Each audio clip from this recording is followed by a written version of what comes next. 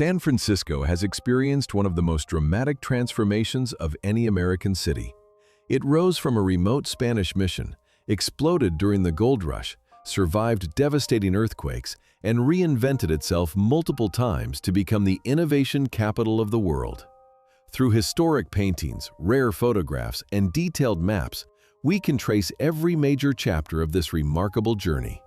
In this video, we use AI to bring these lost moments back to life and discover how San Francisco evolved from windswept sand dunes and a small adobe mission into the gleaming metropolis we know today. This illustration shows Yerba Buena in the 1830s under Mexican rule after Mexico gained independence from Spain. The settlement is tiny, just a handful of adobe houses and a small trading post near the waterfront. A few American and European merchants have settled here, trading cowhides and tallow with ships from Boston and Britain.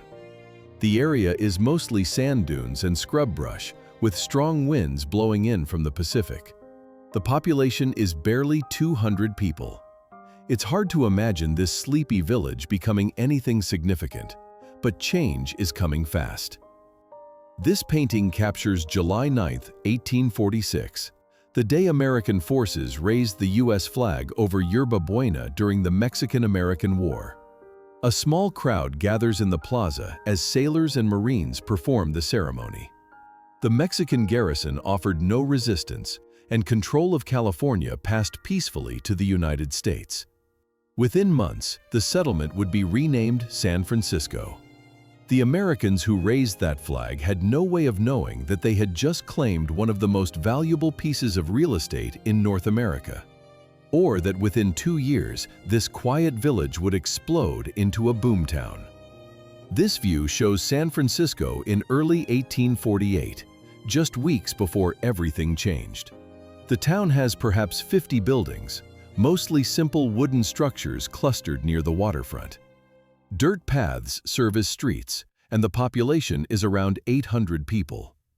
A few ships anchor in the bay, bringing supplies and occasional visitors. The surrounding hills are completely empty, covered only with grass and wildflowers. This is the last moment of peace before the discovery of gold at Sutter's Mill transforms California forever. In just months, this entire scene will be unrecognizable. This dramatic painting shows San Francisco in late 1849 at the height of gold rush fever. The transformation is shocking. Thousands of tents and hastily built wooden shacks cover every available space. Ships from around the world crowd the harbor, many of them abandoned by crews who rushed inland to the gold fields. People from China, Chile, Europe, Australia, and the eastern United States pour into the city daily. The streets are chaos with mud, gambling halls, saloons, and constant construction. The population has exploded to over 25,000 in less than 2 years. Fortunes are made and lost overnight. This is no longer a town, it's a phenomenon. This painting captures one of San Francisco's frequent fires in the early 1850s. The city burned down 6 times between 1849 and 1851 because almost everything was built of wood and canvas. Fires spread rapidly, destroying entire blocks in hours. Each time, the city rebuilt bigger and better. After each disaster, more buildings were made of brick and stone. The constant cycle of destruction and rebuilding gave San Francisco an energy of constant reinvention that would define it for generations. This photograph from 1856 shows the Second Committee of Vigilance hanging criminals from their headquarters. Frustrated with lawlessness and corrupt officials, prominent citizens formed this extra-legal group to enforce order. They held trials and executed people they deemed criminals, essentially taking over the city's government for several months. While controversial, the vigilantes did reduce crime and corruption. This photograph from 1865 shows the construction of the Transcontinental Railroad in the Sierra Nevada mountains. Thousands of Chinese workers blast through solid granite, build bridges over impossible canyons, and work through brutal winters. When the railroad is completed in 1869, it will connect San Francisco directly to the rest of America, making it the gateway to the Pacific and solidifying its position as the West Coast's most important city. This image shows San Francisco's Chinatown in the 1870s, the largest Chinese community outside of Asia.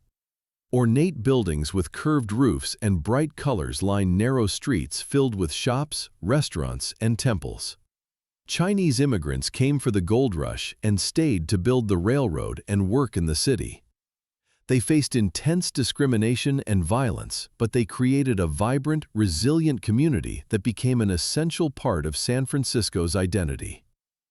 This neighborhood would survive both racism and natural disaster to remain the heart of Chinese American culture. This panoramic photograph from 1878 shows San Francisco as a fully developed Victorian city. Ornate wooden houses in the painted lady style cover the hills in neat rows. Cable cars climb the steep streets, a recent invention that made the hills accessible for development. The downtown is filled with grand hotels, office buildings, and department stores. The waterfront is lined with warehouses and docks handling trade with Asia, South America, and the eastern United States.